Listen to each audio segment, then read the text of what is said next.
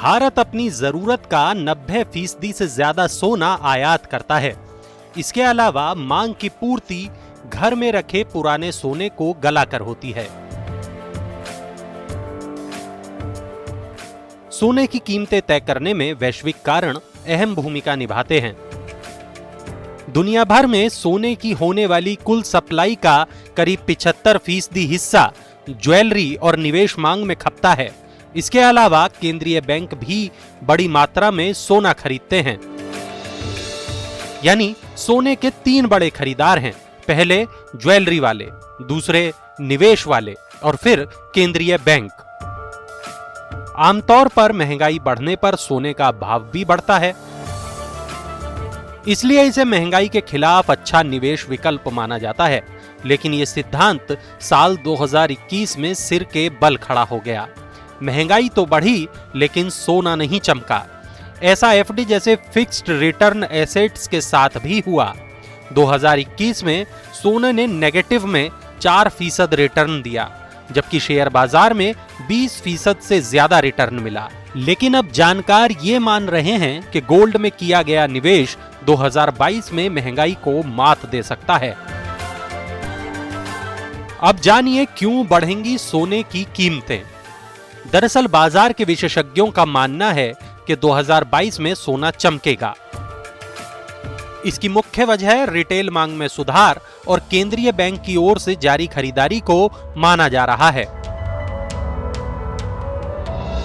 Religare broking की vice president Sugandha Sachdev कहती हैं, दुनिया भर में केंद्रीय बैंकों ने 2021 में सोने की अपनी खरीद बढ़ाई है और उम्मीद है 2022 में भी केंद्रीय बैंकों की खरीद बढ़ेगी। सुगंधा के मुताबिक 2022 में 2 साल से टूटी सोने की रिटेल मांग भी वापस लौटेगी, यानी ज्वेलरी के लिए डिमांड बढ़ने की संभावना है।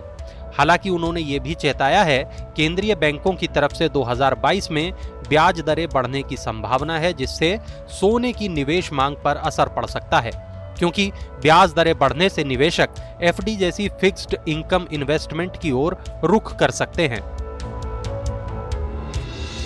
वर्ल्ड गोल्ड काउंसिल के आंकड़ों को देखें तो 2021 के पहले 9 महीने यानी जनवरी से सितंबर 2021 के दौरान दुनिया भर में ज्वेलरी के लिए 1323 टन सोने की खपत हो चुकी है, जबकि 2020 के पूरे 12 महीनों के दौरान 1401 टन सोने की ही खपत हो पाई थी।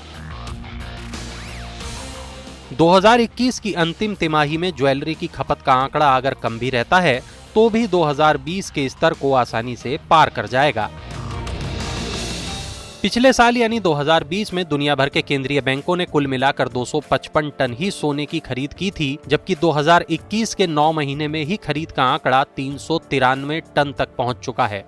ऐसी संभावना है कि 2021 में केंद्रीय बैंकों की खरीद पिछले साल के मुकाबले दोगुनी से ज्यादा हो सकती है। निवेश के लिए खपने वाले सोने के आंकड़े को भी जान लीजिए। 2020 के दौरान दुनिया भर में निवेश के लिए सोने की खपत 1773 टन रही और 2021 के शुरुआती 9 महीने में केवल 700 टन खपत हो पाई है। 2021 की अंतिम तिमाही में अगर रिकॉर्ड खपत होती है तो भी पिछले साल की बराबरी नहीं हो पाएगी। कुल मिलाकर 2021 में निवेश के लिए तो सोने की मांग में कुछ कमी आई है, लेकिन ज्वेलरी के लिए मांग बढ़ी है और केंद्रीय बैंकों ने भी ज्यादा सोना खरीदा है।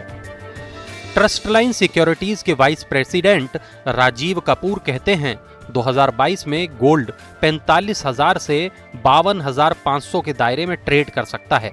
27 दिसंबर को मल्टी कमोडिटी एक्सचेंज पर सोने के भाव 48,200 के करीब कारोबार कर रहे थे। ऐसे में अगर सोने में गिरावट आती है तो निचले स्तर पर यह खरीदारी का मौका होगा।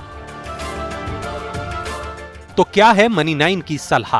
पोर्टफोलियो में 10 से 15% हिस्सेदारी सोने की रखिए। खरीदारी डिजिटल गोल्ड में करना सुरक्षित रह सकता है। 2022 में सोने की कीमतों में बढ़ोतरी का रुझान है। कीमतों में गिरावट को खरीदारी का मौका बना सकते हैं।